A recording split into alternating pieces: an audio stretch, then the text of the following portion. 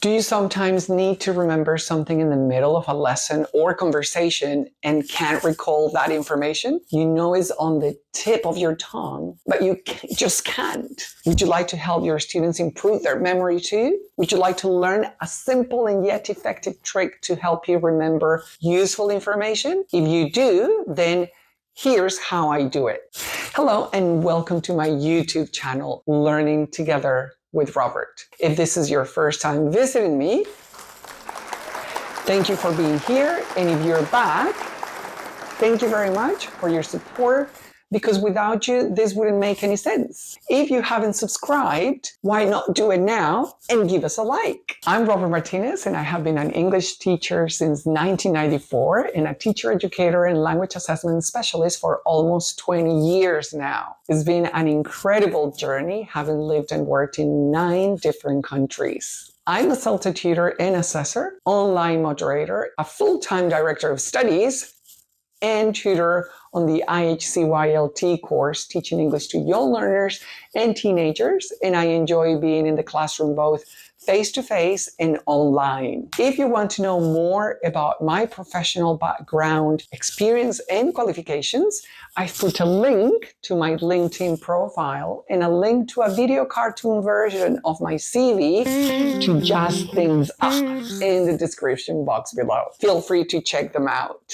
Right, today we're talking about mnemonics. Said what? You know, a mnemonic aid or trick intended to assist your memory.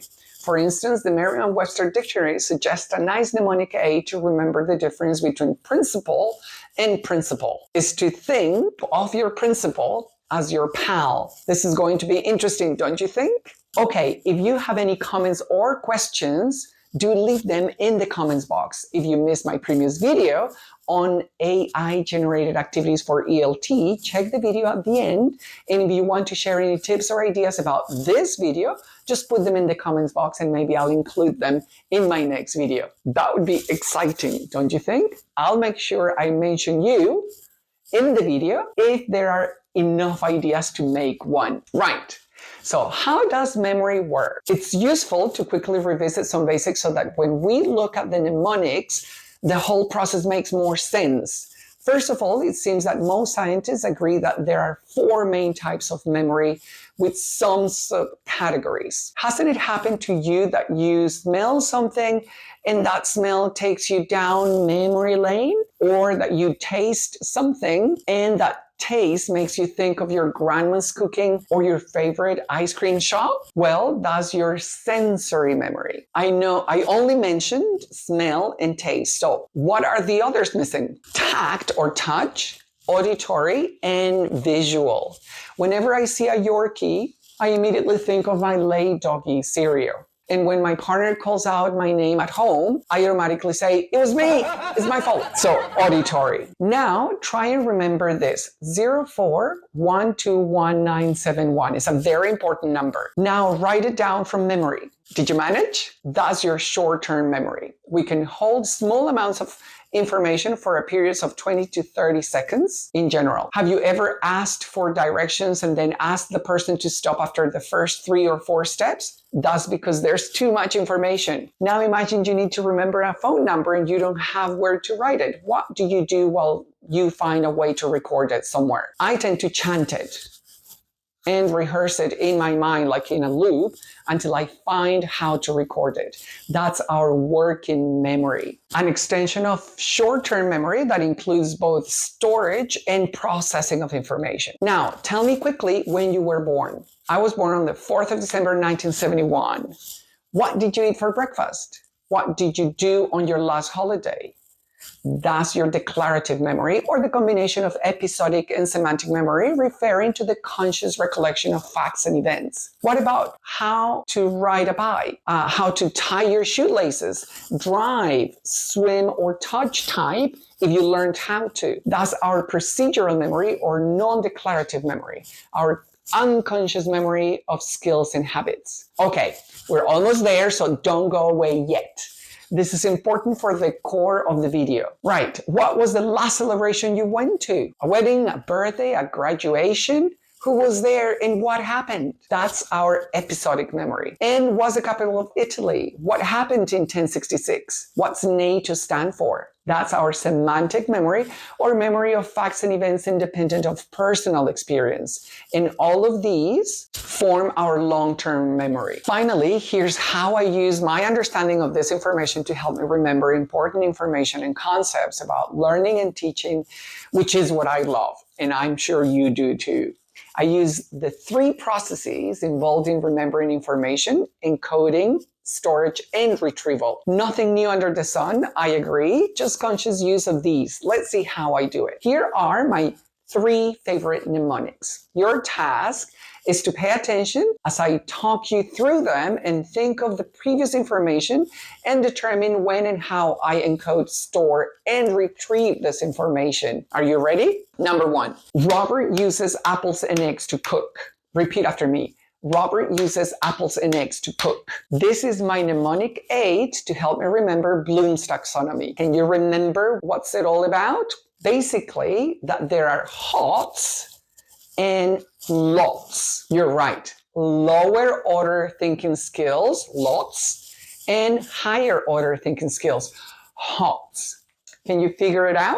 Pause the video and make a note. Okay, we go from lower order to higher order. Robert uses apples and eggs to cook. Simple and effective, right?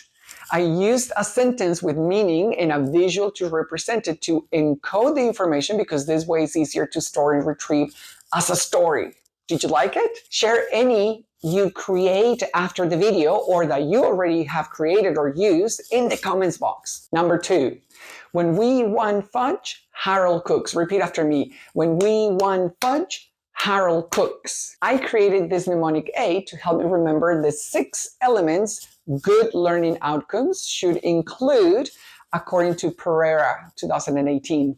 References and credits in the description box, so check them out. Any ideas? Okay, here we go. Good learning outcomes should include when we want fudge, Harold cooks. Did you get it? Simple, right? Nothing complicated, nothing out of this world. It's something super simple that you can use and take back to the classroom, use it with your students or use it yourself. When I'm planning my lessons, I start the learning outcomes and I chant this to myself to remind myself to include these vital elements in. You can pack a whole lesson in them, don't you think? And 3, and this is my favorite one. My mighty cat grows a courageous mane. Repeat after me. My mighty cat grows a courageous mane. This mnemonic aid helps me remember Jane Harding da Rosa's 7 elements of meaningful language lessons in the Young Learner classroom.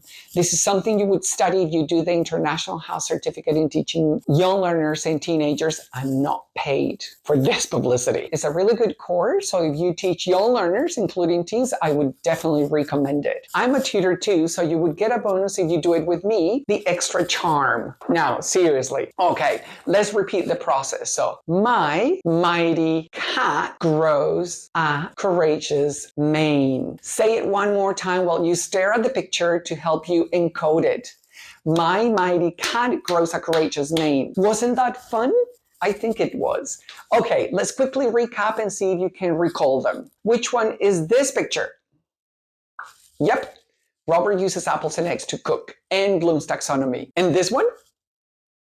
Yep, when we want fudge, Harold cooks, to remind us of the vital elements to include when writing learning outcome. And the last one, yep, my mighty cat grows a courageous mane, the 7 elements of a meaningful language lesson in the Young Learner classroom, but I would say any classroom, face-to-face or online. And you can also use AI to help you. I created these visuals using ChatGPT, Google Gemini, and I created the visuals, that's for the prompts, and then the visuals using Microsoft Bing being image creator. Do check my previous video on AI generated activities for ELT because you will see the importance of prompt writing. I used Night Cafe as well in Microsoft Bing Image Creator to create the images, but also you have to refine the prompts to make sure that they show what you really want. I will be sharing more exciting videos, so stay tuned and subscribe. Do let me know in the comments box if you have any special requests, and I'll try and make a video about them if there are enough of you. Do share this video with your friends and students, and can I ask you a favor? Please hit that like button and subscribe so that more people can see this video. Bye for now, and remember, learning is fun and you don't have to do it alone. So let's do it together with Robert.